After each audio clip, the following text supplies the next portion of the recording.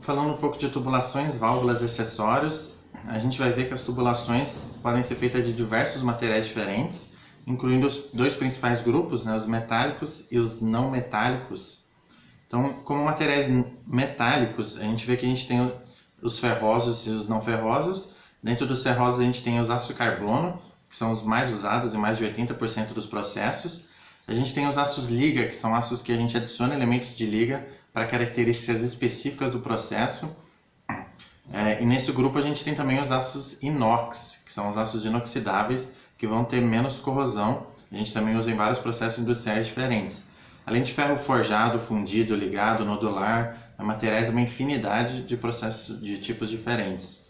Não ferrosos, né, metais não ferrosos, a gente tem cobre, latão, bronze, metal monel, cromo-níquel, níquel, chumbo, alumínio, titânio, né, vários materiais diferentes que a gente pode ter aí.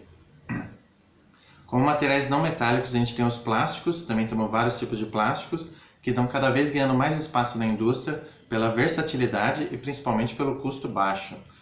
E outros materiais, né, como vidro, cerâmica, barro vidrado, porcelana, concreto armado, borracha, cimento, amianto. Apesar do amianto ter alguns riscos à saúde, né, está sendo mais proibido hoje em dia, mas ainda existe. E então a gente começa falando do aço carbono, né, que são os que são usados em mais de 80% dos processos industriais, principalmente por serem materiais nobres, com excelentes qualidades mecânicas, fácil de trabalhar e soldar. A gente vai ver muito esse tipo de material, principalmente em linha de distribuição de vapor, saturado e superaquecido, água potável, água de incêndio, água para todos os processos, né? Ele vai trabalhar em várias faixas de pressão e temperatura, os óleos combustíveis lubrificantes,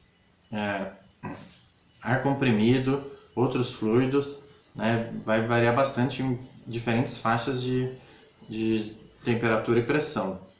E a gente tem também os materiais, os aços liga, né? Que nessa categoria aí a gente inclui o inox, mas são qualquer elemento de aço que a gente vai ter elementos de liga adicionado ao carbono. Eles vão ser muito usados quando a gente precisa de temperaturas maiores do que o aço carbono suporta, mantendo resistências mecânicas ou resistência à fluência, por exemplo. Também vão ser muito usados em baixas temperaturas, né, menores de menos 40 graus Celsius, onde os aços carbono costumam ficar muito quebradiços. Além de ser mais seguro, né, para serviços com fluidos perigosos, que são muito quentes, inflamáveis, tóxicos, explosivos, quando a gente precisa de muita segurança nesse processo e não podemos, por exemplo, ter vazamento que pode causar algum acidente nesse processo. Então, agora a gente vai falar um pouco das cores das normas de cores que a gente usa para as tubulações, que é muito importante também para a gente conseguir identificar o tipo de fluido que está passando dentro das tubulações. Existem diversas normas que condensam essa informação. Aqui a gente já fez um compilado, colocamos na tabela, para a gente ter uma noção das cores fundamentais que vão ser mais importantes na indústria, né, nos processos que a gente vai utilizar. Então, por exemplo, quando a gente tem um sistema de combate a incêndio, a cor fundamental da tubulação é vermelho. Em gases não liquefeitos é amarelo, o ar comprimido a gente tem a cor azul, a água a gente tem a cor verde, né, esverdeada, ácidos a gente usa a cor alaranjada, para produtos cáusticos, né, derivados de soda cáustica, a gente usa lilás, alumínio para gases liquefeitos, inflamáveis, combustíveis e químicos em geral. A gente usa preto também para inflamáveis e combustíveis muito viscosos. Usamos o branco para o vapor condensado, cinza claro para canalização em vácuo, cinza escuro para eletrodutos, marrom para outros fluidos, né? E púrpura para material radioativo, né? Nas indústrias que têm esse tipo de processo.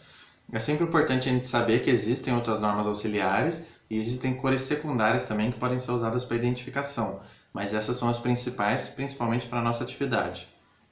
Então, daqui a pouquinho a gente volta para falar um pouquinho sobre a próxima parte.